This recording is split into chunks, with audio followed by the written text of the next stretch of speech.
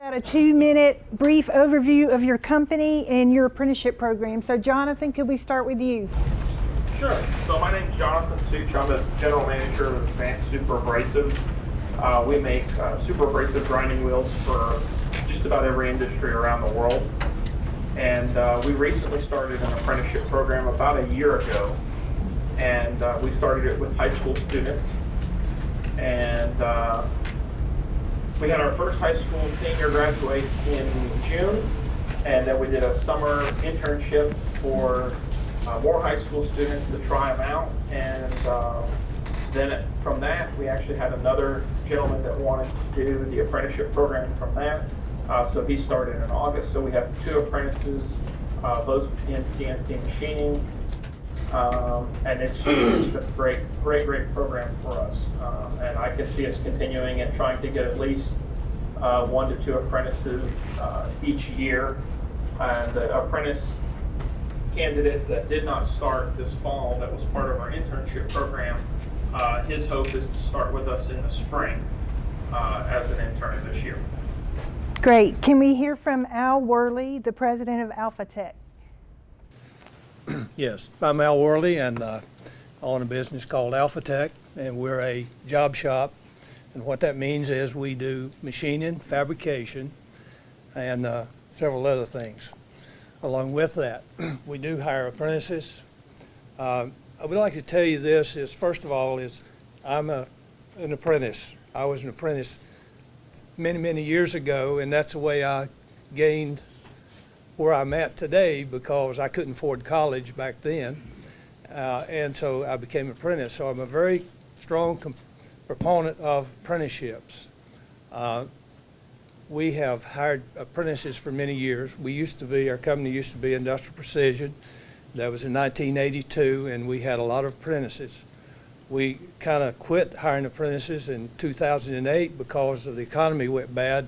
First time in our life that we ever had to allow people to go, but we just couldn't add any more people. So then we started back again, and now we have 4 apprentices.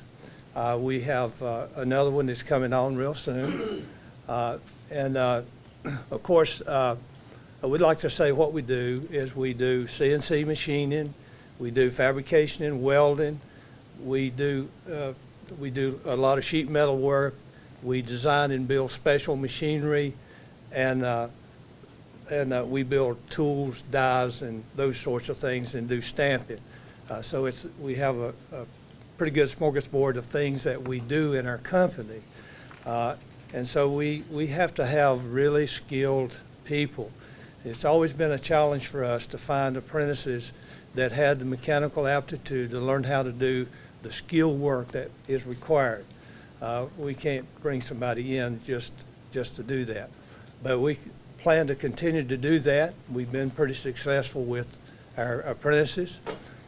Some of our people that were apprentices are 30 years old that's been with us, or been with us 30 years, not 30 years old, but been with us for 30 years. And so, and there's probably about 4 or 5 of those, and they've been with me for that many years. We employ about 40-something people, and and we do design work. We design and build tooling, automated machinery, and we have some special products that we do, but we do products for other companies. We build all the components for gas analyzers, for the fuel industry. We do a lot for electrical products. We do a lot of work for instrumentation, where we build tools and gauges that check flow. And then we have a few of our own products, which I won't tell you about. But anyway, that's kind of a little bit about what we do. And from GE, we have Terry Collins, the HR director, and Johnny Beaver, our facilities engineer. So I want to give you just a quick summary. Obviously, we're probably one of the larger employers here.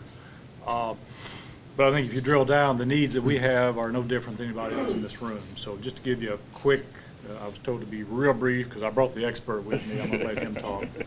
But General Electric, about 330,000 employees worldwide, 125,000 here in the U.S. We've got about 200 manufacturing facilities in the United States, about 15,000 suppliers, and we've added about 19,000 jobs since 2009.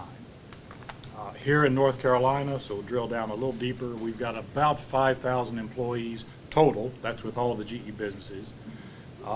We spend about $750 million a year with suppliers in the state of North Carolina. We've got locations in Asheville, Durham, West Jefferson, East Flat Rock, Cary, Mebane, and Wilmington. Coming down to our specific location in Hendersonville, we've been there for a long time, since 1955. We've got about 450 employees, about 110 temporary employees. Invested quite a bit of money the last few years, $40 to $45 million to kind of re-up the place. And some of you, I think, have been over in the last year or two to see what we've done. It's pretty exciting. We've hired 75 new people last year, and this year we'll add another 40 people. So with all that said, we've come back from sort of 1 foot in the grave about 6 years ago to, we're rocking and rolling now. I'm living the dream. The problem that we're facing is, sustainability of talent. So finding and keeping good talent, particularly in the skilled trades, the maintenance, and ours is maintenance folks. Okay, so that's a quick summary. We are trying to take, and I think Johnny will mention this when we get to a little more detail, we're trying to take a long-term view, and I think I said this at one of our previous meetings. If you're looking for a short-term fix, the apprenticeship program ain't going to do it for you, okay? That's just the reality. So if you're looking long-term, and I think most of you plan on being around another 2 or 3 years or 4 years, and I think really from an apprenticeship standpoint, you've got to look long-term, to get your return on investment. It's hard work setting up a program and getting it in place. Managing the program is really not very difficult once you get it up and running. I think you guys have found that to be true as well. So that's a little bit about us and some of our needs. Again, very similar to what most folks are facing in the skilled trade areas. Okay, and Sarah Dunn from GE Aviation. Yep. Hello, good morning everyone. So Terry gave you a good overview of GE as a company. I'll talk a little bit more specifically about our GE Aviation site in Asheville. So we've got 2 plants right across the street from each other. One of them is only 2 years old, so you might have heard about our new composite plant that we built here recently. So we make component parts for jet engines and helicopter engines. That's probably the simplest way to explain it. And those jet engines and helicopter engines are both commercial and military. So we make rotating parts as well as some composite parts. We've been GE at that facility since 2007. And we've had an apprenticeship program with GE since 2008. I think we may have had an apprenticeship program even predating GE with previous owners. So we focus our apprenticeship program on skilled machinists, mostly CNC machining. And we've got, I think, 8 or so people currently in various phases of that apprenticeship program. We've got lots of alumni working at our plant today that have come through the program over the years, both as GE and before GE was the owner. We've got 3 more that we're going to start here in the next couple of weeks, with line of sight to even more next year and more following that. We've got a unique thing going on where the new plant that we built, the composite plant, is growing at a pretty rapid rate, and so we are hiring externally into that plant and also internally from our existing rotating parts plant, giving employees opportunities to get to first shift that are maybe working second shift or third shift today in rotating parts. So we've got sort of a double whammy need to replace those skilled machinists as they go to our composite plant, and also just replace attrition or support growing demand volume as we take more product on in both of our plants. So the apprenticeship has been what we found to be a great way to do that. They come up to speed very quickly. Our apprenticeship program is a mix of working with the high schools as well as the community colleges, as well as people who are, I'll say, like second career, interested in manufacturing. So we've found the ability to be very flexible with our apprenticeship program. We've got some core requirements, but we can make that work whether someone is, again, in high school, community college, or otherwise. So it's been great. And Reggie Gaither from Meritor. Yeah, my name is Reggie Gaither. I work at Meritor. We actually build commercial axles for the 18-wheeler trucks you see running down the highway. Our building has been there for about 34 years, 35 years. And with that, we have some machinery that's been in that building for 34 or 35 years. So it's very important to us to make sure we have skilled trades folks that can keep that machinery running 3 shifts a day.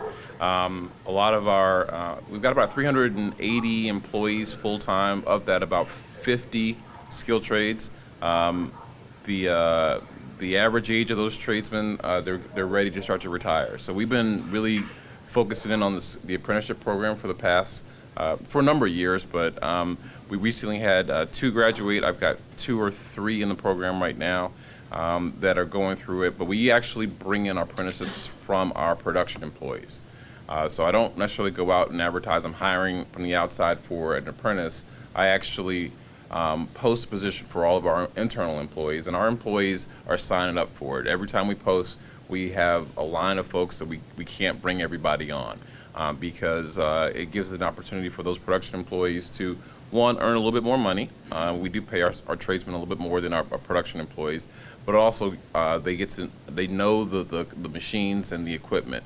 Working closely with the schools, whether any of the community colleges that we work with, it also helps because we have some new equipment coming in, and so our apprentices are the first ones to we have them working on some of the new. I have a laser welding machine that just came in the door, so we're really focusing in on that.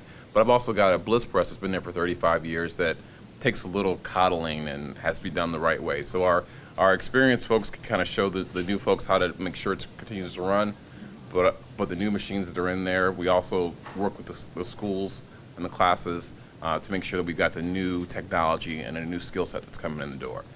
So similar to what Terry said, it was not a quick fix. You're not going to get folks out the door. This is something you have to invest in and make sure that you've got the right people coming into the program, because there is going to be some fallout. Life happens. I have some apprentices that have started and life has happened. And they haven't been able to finish the program, so we move on. And it's not just the millennials; sometimes it's the older folks also. So you just got to have an investment in that. And Fred, I'm going to skip you on this question because you were up before. So several of you talked about sustainability and skilled workforce, but can you tell us really what prompted you to start your registered apprenticeship program? What pain were you feeling? And what really got you to make that investment? And anybody who wants to speak up. I'll jump in. At GE Lighting, our lighting plant in Henderson County, we've had a long-standing apprentice program that really started back in the 50s and 60s. And when the business came to Henderson County, the skill sets weren't there. The only way we were really going to get it was to build it internally, and you had to if you wanted to do that kind of skilled work. The assessments had been made. They knew the people in the county were available to do that kind of work, so they built the business here. But then you got to go staff it, and you need a way to train and get the right skill sets in. We operate a fairly large die-cast shop. We have lots of big hydraulic machines. We had, over the years, we've grown into a lot of CNC type work. Even just recently, we've brought in electronics manufacture, surface mount technologies, which is, very exciting, brand new type stuff, very fast, high-speed machines that do a lot of very precise work. And you need lots of different skill sets for that. At the time we were starting that, the community colleges, tech schools at the time really weren't developed to deliver a lot of that because they didn't really start escalating until late 60s, early 70s time frame. So apprenticeship was the way you began to build that. What we discovered even later on is that you really want to have that that educational background, that learning that you can develop through an apprenticeship program, and we later partnered with the community colleges to provide that, because you get that long-term thinking and the capability to roll with the technology as it progresses over the years, which it's going to do, and you know it's going to do. You don't think you hire people and you set up this long-term commitment. They start with you, and 5-10 years down the road, wow, technology's different. What do we do now? The people we train don't know how to do that. So you have to have that educational background coupled with it, along with that practical how to do it today in the environment you have. You have to have that long-term thinking and the educational ability to move with the technology. So it becomes an all-around look at the big picture. How do you take it from today and keep the growth going over the long term? So, we started there because we had to. We kept doing it because it was the smart thing to keep your business growing. Jonathan, do you want to jump in? Yeah, I mean, with our program, the reason what we had to do was because we couldn't get them from the community college system or even the high school. So a lot of these kids would come out, and we don't have the full power that a GE or a Meritor or somebody like that has. As a small company, it's very difficult for us to find employees. So we had to look outside of the box for us, which kind of led us to the apprenticeship. And also we like to what we call homegrown, because it's CNC machining, but it's our CNC machining. It's our way we do it, which is different than other people. So for us, it's even more important for us to have that one-on-one training and that longevity and that loyalty that comes with the apprenticeship program, where if you hire somebody from AB Tech and you offer them a starting salary, they have no loyalty to you whatsoever. So if they hear that Balbor's hiring and that they get 50 cents more an hour, they're a lot more likely to jump ship for that.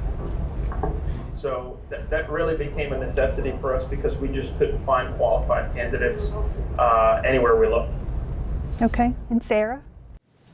Yeah, sure. So I think a lot of the reasons that have been said, the type of work that we do and the type of machining, we also hire experienced machinists externally that come from other manufacturers and other shops. But to be honest with you, in a lot of cases, there can be equal parts training with an external hire who's got 10 years of experience as there is with an apprentice out of their senior year in high school, just because what we do, the tolerances that we hold, the materials we work with, the machines that we use, and the controls that we use are just different than what people have experience in. So I think part of the need for the apprenticeship program is out of necessity. Part of it that we found as well, and I'm relatively new to the site, so I admittedly don't have all the history, but we had a long-term employee who went into Pisgah High School from a teaching perspective, I think in their machining class. And I think part of that relationship and him seeing potential in some of those students and thinking they could be a good fit for our site also helped to kind of launch and foster that apprenticeship program, which may have already existed at the time, but it's certainly in the GE era of ownership helped cultivate it and sort of give it momentum to keep going. And Fred, maybe you could speak about the sustainability piece, like what has kept your company moving forward with registered apprenticeship? Part of it is just the sheer success of it and the fact that we do build that company loyalty, we do promote the culture so that it perpetuates itself. And so just the opportunity to do that it's proven itself. So it's not been so much of something we could quantify as much as qualify and say it works.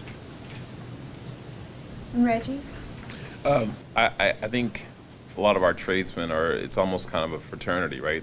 A lot of them have been through the apprenticeship program, and they look forward to working with that next person coming on. So they really enjoy, getting the chance, because they sign off on the OJT, right? So our tradesmen sign off that, they have spent the time with this person on this machine, and he or she is good at it. So I think it's become kind of a, like I said, a kind of a fraternity piece to it, and it also makes sure that we have the right folks that are in the building. I think our biggest asset is our people. I know I'm the HR guy, I shouldn't say that, but our biggest asset is the people, and they actually get along now, right? So if you're working with somebody and training them, you become much more engaged as a tradesman, and our trades folks work very closely with the engineers and the production folks. So you can't walk in as a tradesman and say, oh, this is all wrong.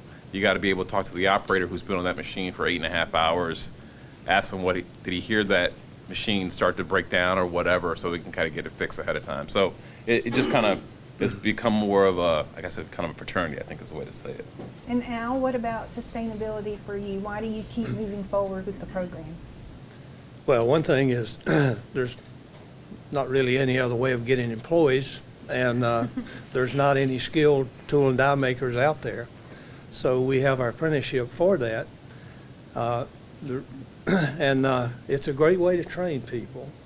And I think the ones we get, people we really look for is people that like diversity.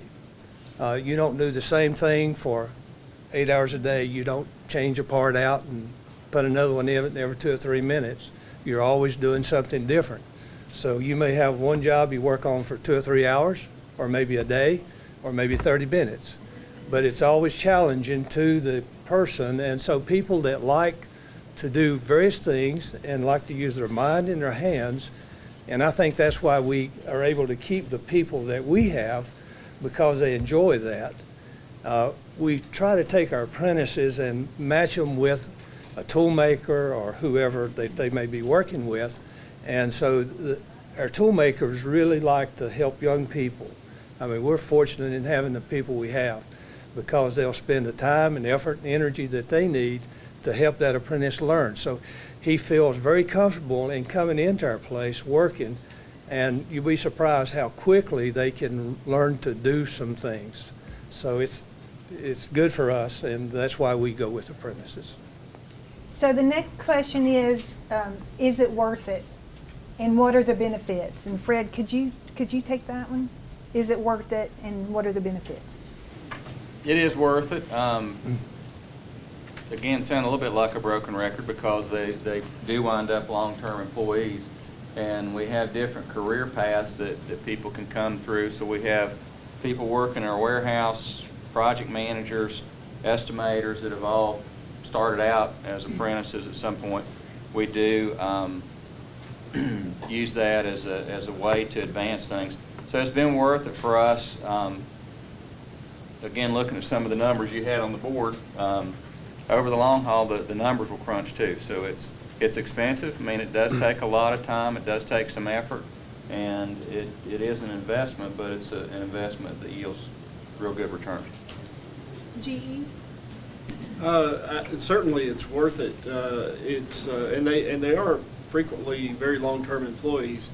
I guess had the privilege of seeing 2 of our long-term apprentices retire that I hired, which is like, that's not fair, but, but it does work that way sometimes. They had a little bit of age and experience on them when we brought them into the apprentice program, and that's great. They had a nice, long, fulfilling career out of it. We got great work out of them the entire time. To me, from the very beginning, they do real work day one. We put them to work with the journeyman, and they are doing real work. So, from a cost of having somebody there, they're doing real work. We're not really losing anything in doing that. I don't even see that as a big cost, other than we've made a commitment to them, but they're helping the business do day-to-day work, which is great. So all we're really in for, in my mind, is the cost of going to school. And by the time we got to the 80s, we were partnering with Blue Ridge Community College, and so it's tuition and books, which is not terribly expensive. over the course of depending on what courses they may need to take, I don't know, $5,000 to $10,000 over 4 years maybe for books and tuition. That's not a huge amount of money in my mind. If you get real labor out of them through the whole process. And some of it, maybe you do, maybe you don't, but you always, no matter what kind of person you bring in the door, they have to learn your business, your methods, your safety training, all of the things that happen at your site that's different from everybody else. So yes, very much worth it. So Jonathan, could you take that one, and especially since you're a smaller organization? Yeah, it is worth it for us on so many levels. Whether we hire somebody from the street or we bring them in as our apprentice, we're looking at the same amount of money that we're going to spend to train them. So what would you rather take your chances on? An apprentice builds the loyalty. It also builds camaraderie in the company. The more skilled workers that you have that are doing the training really take to the young apprentices. And we've seen the morale in the shop boost with the apprentices. And when the apprentices succeed and they gain more knowledge, the whole morale and everything of the shop actually lifts up. And so it has been great because, in all honesty, we have a lot of people that are nearing retirement. And so the morale and everything kind of out in the shop atmosphere was a little bit stale until we got our apprentices. So it's very worth it, especially from that standpoint.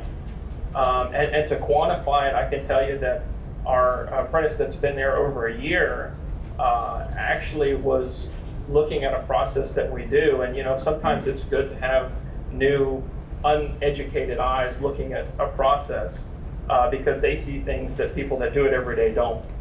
And on one particular process, we were doing a machining operation and 3 operations.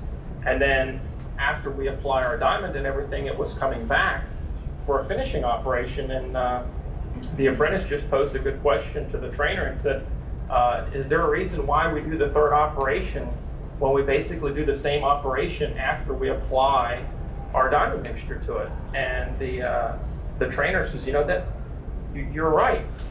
And they went and they got the production manager and they all looked at it and they said, you know what, we don't have to do a 3rd op. So when we're doing 1,000 of these pieces, that's 1,000 ops that we look at that we don't have to do that technically we would do again. But again, these fresh eyes and these fresh ideas make it all the worthwhile because, as most people know, in a shop facility, if you do the same thing, you get into that rut of this is the way we've always done it. And it's nice that these apprentices can come in and get this base knowledge and then, share their ideas. And sometimes they're really good ideas, and sometimes you look at them and you go, okay, you need more training. But, it's great for the kids, whether it's adult apprentices or the young kids. We think it's well worthwhile, even for a small company. It's even more worthwhile for us. Because like I said, we don't have that branding and that name recognition that a lot of the larger companies have. Okay, Reggie, would you take that one? It's definitely worth it.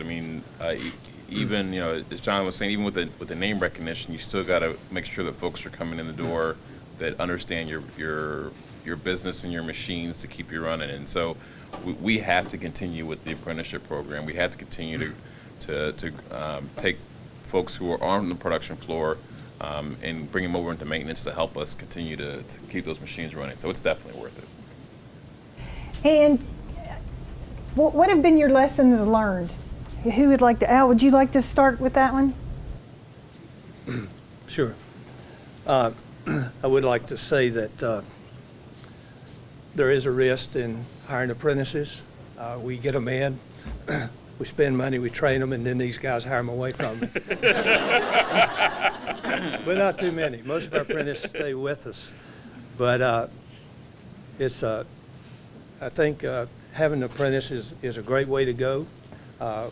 We get them, and if they have the mechanical aptitude, we can train them very quickly and very easily.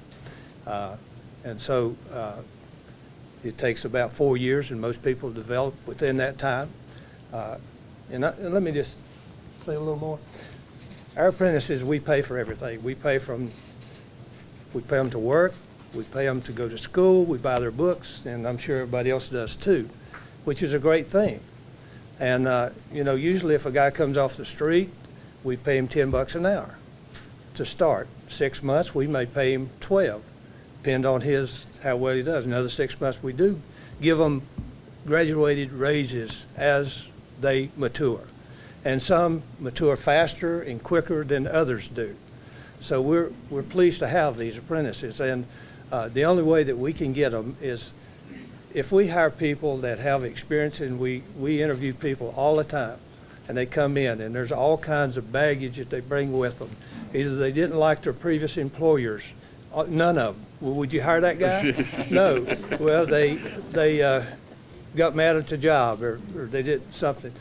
And then we bring them in, and you're paying them $25 an hour or so, and they can't do the job. So you can invest in an apprentice, pay him $10 an hour, and he can grow gradually. You can train him to do what you want him to do, how you want it done, because you've got experienced people there to handle it. I don't know if I asked you. Great. Yes, you did. Okay. And Sarah? So one of our lessons learned in the way that we had the program set up was that we would have people come in as apprentices. After 6 months on the program, they were eligible to apply for full-time, sort of full-fledged roles within the company. And when they did that and they were hired and successful, we had a pretty significant drop-off rate with sort of finishing up all the requirements of the apprentice program, finishing the education requirements. So we made a change probably a year and a half or so ago to make offer letters for full-time employment to apprentices contingent upon full successful completion of the apprenticeship program. And so if they don't, you know, their offer at whatever point could be rescinded, their employment could be kind of rescinded in that way. So that has been a change for us that's been helpful to retain people to fully commit and continue through the entire program. Fred? One is to be very careful with where you do pair them up and who you pair them up with. So often in our work, we need 8 people at this job and 6 people at this one and 10 over here. And oh my gosh, this over here, somebody's gotten behind it. They've had a big change. We need more people here. And we're prone to just try to unplug somebody from one place and plug them in someplace else, and you can't do that, especially with apprentices. So, and to Reggie's point, as far as making sure that you do get them well-rounded by working them in different places and taking the time to do that. The other is just with the instructors for the one night a week that they come to class during the winter months. We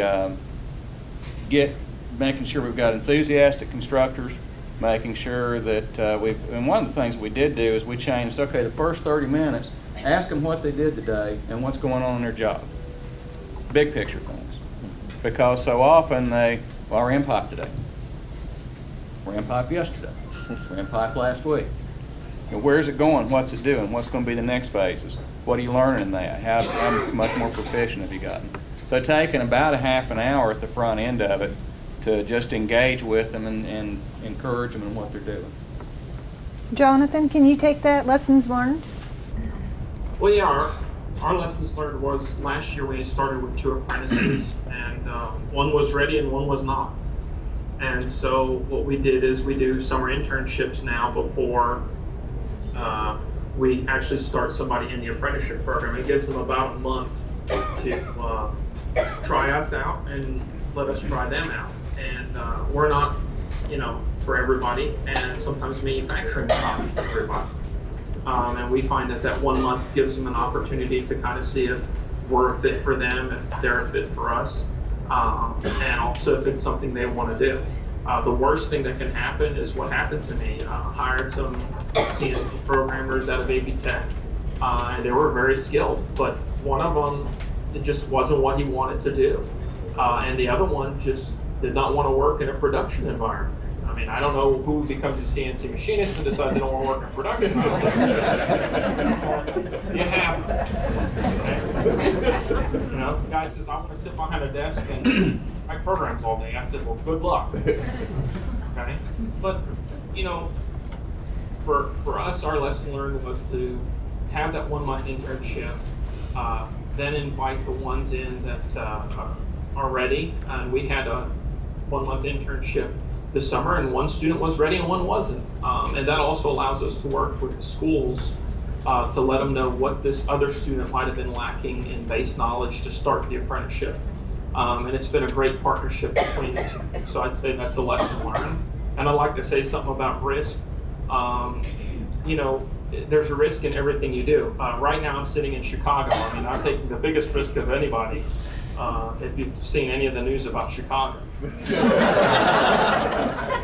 know, I guess we're risk takers, but in business you have to take risks in order to get rewarded.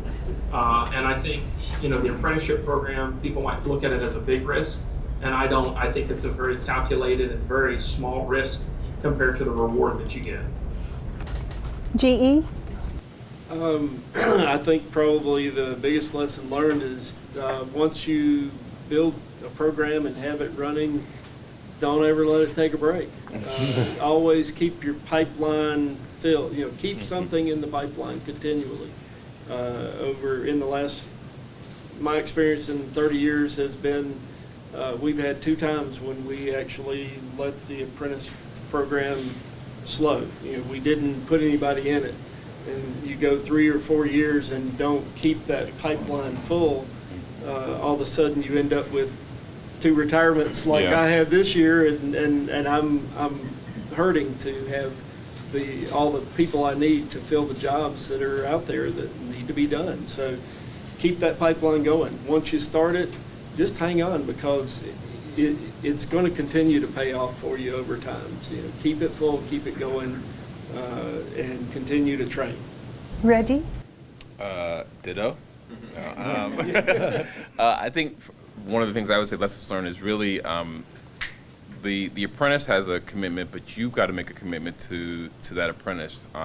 For us, we actually worked and created an apprenticeship committee of fellow skilled tradesmen that are working with what is this person going to be training on. So you got to give that apprentice the opportunity to succeed also. And so so for us, that's really helped continue to grow the apprenticeship program. So you got to see what you're going to do inside also, not just write a check, but also help them make sure they're learning the jobs and everything like that. So we have a few minutes left, and I wanted to give the folks in the audience the opportunity to ask questions. Jerry. Jerry Broom. I do workforce development in McDowell County. First of all, thank you guys for taking your time to be here. We do appreciate that. Secondly, we work with young folks and adults, and I think one of the things that would help us, and probably would help you as well, what sort of assessment, they all mentioned mechanical aptitude, what sort of assessments can we do to work with these folks to let them know they have that gift? Because I think it is a gift, doing these technical jobs. Is there an assessment that you would recommend to say, you know, this person has it versus someone like myself who wouldn't have it? Well, I know at Blue Ridge Tech they have work keys where they can test the student to see if they have mechanical aptitude or not. Which skill was that? There's 3. There's 3 of them, right? Applied technology? Applied technology. Yeah. That's going away. Is there another one that, I know, Reggie, you mentioned your incumbent folks. We actually send our the folks that apply through a series of batteries of math tests. We want to understand where their math skills are. I mean, when I looked at the test myself and I was like, I can't do that. I'm not that guy. So I mean, it is a very detailed math oriented, making sure they understand geometry, metric systems, a lot of math. On top of that, for us, it's not just that assessment as far as the technical side, but it's also what's your communication skills? Can you communicate with an operator, an electrician? Can you communicate with an engineer? Can you communicate with the manager? You got to be able to communicate. So that's part of the overall interview and assessment process that we look at. I agree with the math. Math is one of the strongest pieces as an indicator that they will be able to be successful as they continue through their education, and that's very important. If they can't get the math, they're going to struggle on everything else. Well, just one quick follow-up. What would that person bring you to prove that they had it?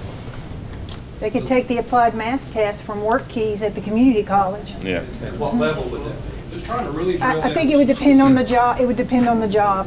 Most manufacturing is going to be applied in math, especially in the technical arenas such as maintenance or technicians. Because at level 5, you're doing multiple step computations and conversions between imperial and metric.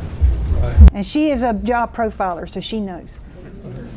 I would just add blueprint reading, and so if they've not had the opportunity to do that, just, and this isn't a perfect answer, but in addition to math, blueprint reading is important, or the ability to learn to read blueprints, and the ability to use, measurement devices is important too, but that can be taught.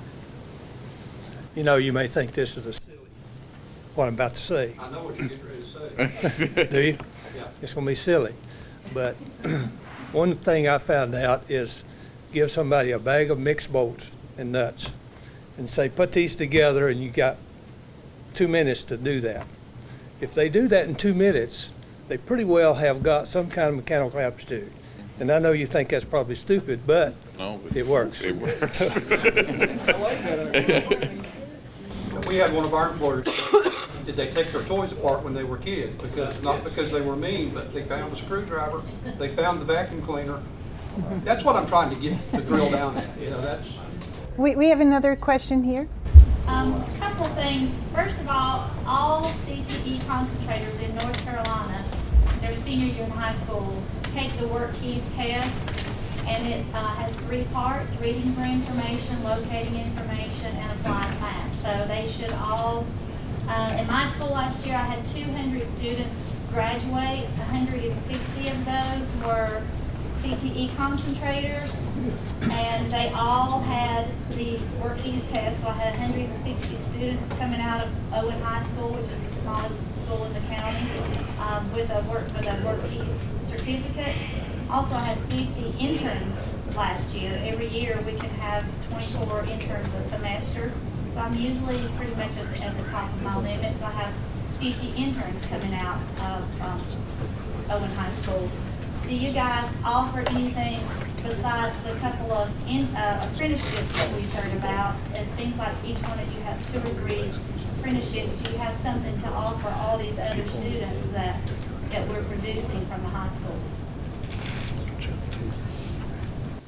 Are you talking about like an intern co-op type? Summer program. You know, just anything else besides an apprenticeship? I mean, that's, or do you have more slots in your apprenticeship? I have the smallest school, and I have these students coming out, but they don't know about the opportunities that are being provided. Occasionally, we have had interns come in, or co-op, back when it was called co-op, and we would have students come in and work for a while. We did that with Haywood Community College. Even though we're in Mills or in Fletcher, we worked with them. So we have done that in the past, and we are willing to do that, but because of our size, it has to be on a small scale. Would that be like college-age students, or could it be high school-age students? It could be high school age students.